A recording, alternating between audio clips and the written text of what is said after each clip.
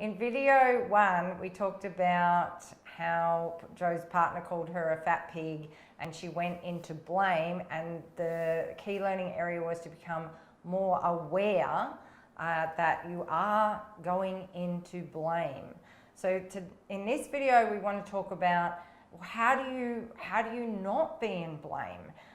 Because what happens when someone, in that instance, when you got called a fat pig, all these feelings come up, and we've got into the habit of going straight into blame instead of pausing and starting to understand that there's something different could go on here. What would that be, Joe? Well, that's it. And you will come to recognise that all these moments your partner triggers you is moments of opportunity for you to go into greater personal growth when you can recognise those moments and pause in that space, that golden opportunity. But awareness and beginning it, what do we do?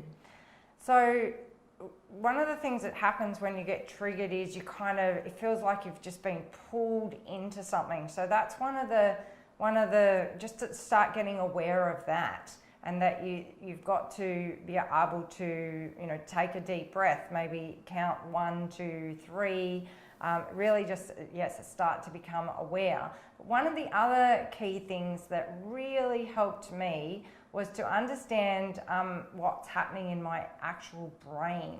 You are not crazy. When you are triggered, you actually have like 2 librarians in the amygdala part of your brain. I think it's just behind your ear there.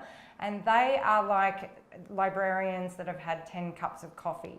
They literally will go and find all the files of the last times that you felt betrayed or rejected or let down. And so when you hear the words fat pig, your amygdala has just gone into overdrive. And this really helped me because I used to think I was really crazy because of my overreaction sometimes. But those librarians can find those files in 0.00075 of a second. And that's why it feels like the other person is doing it to you, and that's why you feel like you want to go into attack or something like that, because your brain has actually gone into what is called fight, flight, or freeze mode. So it's even recognizing that's actually where you are. And what are some of the other things that you can objectively start to notice, Joe, instead of going straight to the attack? Yeah, that's the key thing, I think, there in that video. He didn't actually say that to me. It's what I was doing to myself in my mind.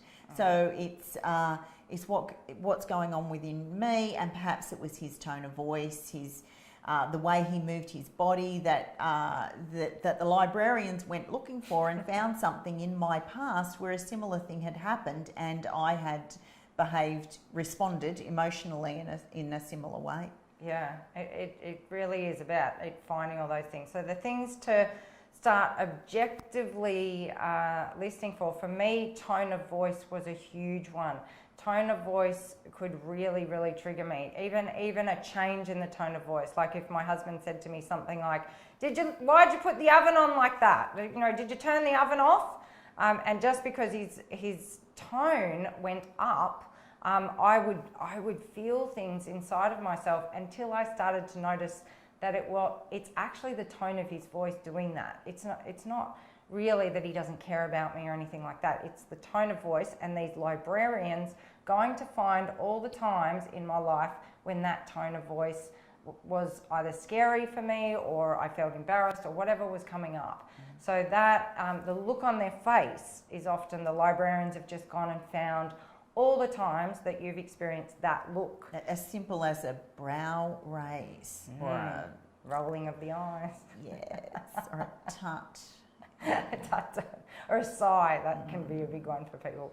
So just starting to get really objective about this and going, oh, there was the tone. This will help you to go into awareness as opposed to going into blame. So, so we hope that really helps, and we thank you for having the courage to ditch the bitching. Yay. Okay.